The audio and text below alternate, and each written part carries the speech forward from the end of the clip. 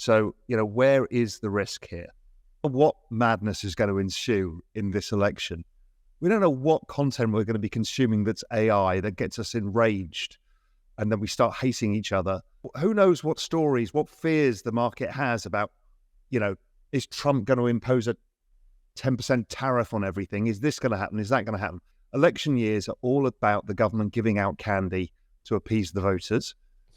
And that's more cowbell in my mind. Hey, money talkers, buckle up for a wild ride through the financial carnival, because today we're diving deep into the crypto chaos, election madness, AI-induced rage, and the never-ending wonders of market fears. It's all part of the content roller coaster we're riding.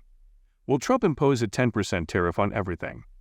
The market's got more uncertainties than a plot twist in a mystery novel. But hey, drop your crypto tales in the comments, smash that like button, and get ready for a front row seat to the crypto battles unfolding right here on Money Talks. Now, grab your popcorn as we shift gears into a discussion with the one and only Raoul Pal. Don't use leverage. Today proved it. Don't overtrade. Just hold. Have patience. If you're going to have a degen book, have 10% of your assets in your degen book, and keep off DeFi. Don't go out trying to lend stuff for fancy returns, because you get rug pulled if you're not careful. You've added a layer of risk, and before you know it, you don't own your coins anymore, and the game is over for you. So don't do that. Also, look, most exchanges nowadays are higher quality and relatively safe, but if you can, you should not keep your coins on an exchange. That exposes other risks. So you need to have wallet hygiene. Just store things on different ledger devices or whatever. Don't store it in one wallet. Don't use that wallet for everything, because then everybody sees your wallet and you can be open to a scam. So just do that, and just don't FOMO into the shiny thing, because that is a sure way of losing money. And just step back, let the madness ensue, have a smile on your face, watch it, but try not to get caught up in it. If you do, use your 10% of your book to get caught in the madness so you can laugh at yourself, because I guarantee that 90% of you will lose 90% of the money in that book.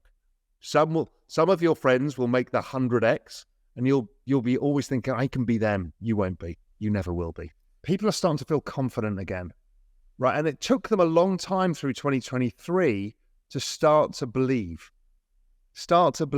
that the economy could recover, that it wasn't going to hell in a handbasket, and it was okay to be bullish again. And look, it's just the business cycle, and that's normal. It took people a while. It took people a while to recover from, but my crypto went down 75%. I'm like, no shit, Sherlock. It does this all the time. You'll just hang on, stick with it, don't up.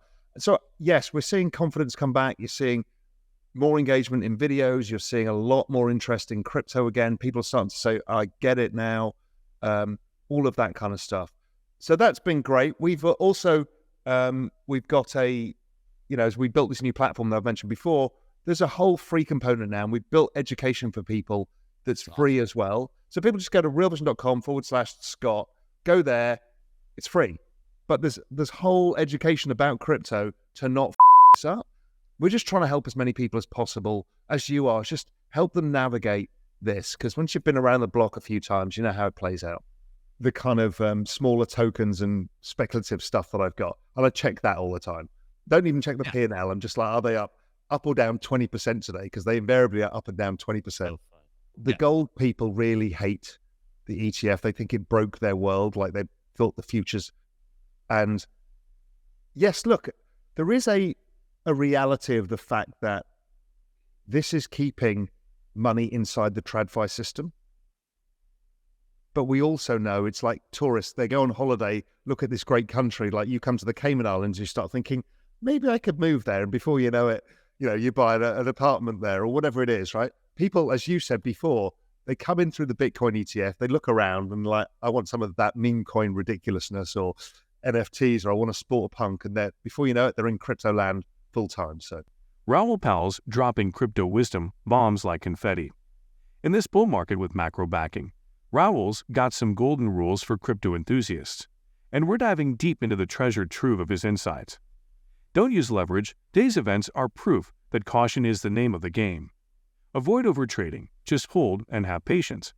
Raoul echoes the ancient proverb, fortune favors the patient.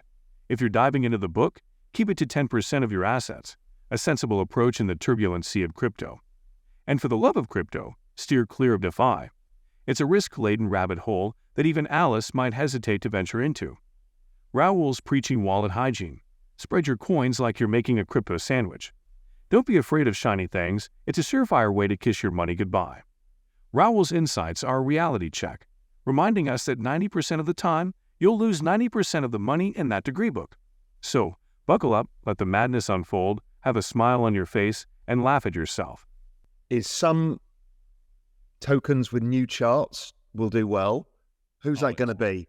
Is that going to be, we've seen it with Bonk, could it be with any of the others, a whole bunch of these? And that's a bit of a crapshoot who gets adoption. The one thing that for everybody else to bear in mind is that these cycles tend to play out the same way. So it tends to start with crypto spring. Is Bitcoin dense? We then start transitioning later spring, and it seems to be always DeFi season. I don't know why, but DeFi season starts taking off. Then you start hitting alt season. When global liquidity starts increasing year on year, alt season hits and ETH starts outperforming Bitcoin, and then you get some of these ridiculous tail events. Also, NFTs lag. So we're kind of like we were beginning of last year in crypto, where some of the NFTs have found a base and are rallying, others are still bleeding. Obviously, some of those will go to zero, obviously. But that NFT space, it really takes off when ETH goes to all-time highs. That's what happened last time around, and then it utterly explodes because everyone's got money to recycle. They buy trophy assets, everyone wants to buy a punk, and then off it goes again. So we've got that madness still to come. We've still got another leg, meme coin madness, dog coin madness comes later still. So that's in Q2 is kind of dog coin madness to come.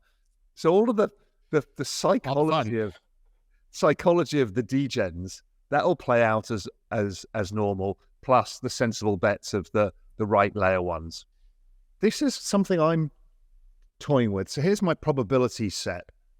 60% chance it's a regular cycle, somewhat like the last cycle, but maybe a bit more like the previous cycle, that 2017. They got a little bit crazy. I think there's a 20% chance that maybe it all gets front-loaded because we get all of the retail demand via the ETF, and it actually is a shorter cycle than expected.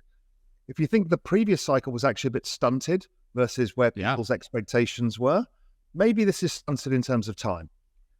The other outcome I've got, the other 20% chance, is that this is a gigantic bubble cycle, somewhere between the 2012-13 version and the 2015, because everybody can now participate and total fucking madness ensues. And I don't know which one of those three it's going to be, but they've all got a decent chance. Maybe it's my bags and future wealth talking, but I lean towards the latter. But I do have a premise for that, and I'll tell you why. Because I believe that. If you think about, everybody was a little bit shocked that we didn't have a final leg last time around. So they now got that imprint. Like they've all been waiting for the down 50% leg, the COVID leg, which is not going to happen again. So they're now all expecting that it to be a smaller cycle. And I always look for where can the crowd be wrong but still be right, which is like it's going up, but it goes up more. Everybody's been through that cycle. You have, I have, everybody. Is you come in on Bitcoin and then you walk into the candy store and it's like, holy shit, this is the best thing I've ever seen. And before you know it, you're doing ridiculous things you should never be doing and having a lot of fun doing it, even knowing that it's crazy. It's time for a deep dive into the expansive crypto ocean with Raoul Pal. The waves are turbulent, and Raoul's at the helm, navigating us through the intricate currents of the crypto universe. Which tokens will ride the waves of success? It's a bit of a crapshoot, but Raoul's got the crypto compass pointing toward alt season, NFT explosions, and even a dose of dogcoin madness in Q2.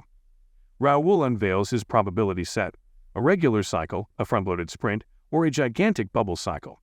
The suspense is real, and Raoul's unraveling the threads of uncertainty. Raoul's leaning toward the latter, fueled by the belief that everyone's been waiting for a smaller cycle. But the crypto carnival might just surprise us. The crowd expects a shorter cycle, but what if it goes up even more? It's a wild ride, and Raoul's here to guide us through the twists and turns of this financial roller coaster. If you enjoyed the video, don't forget to give it a thumbs up and subscribe to our channel for more daily updates. Remember, knowledge is power, and we're here to empower you on your financial journey. Until next time, happy investing.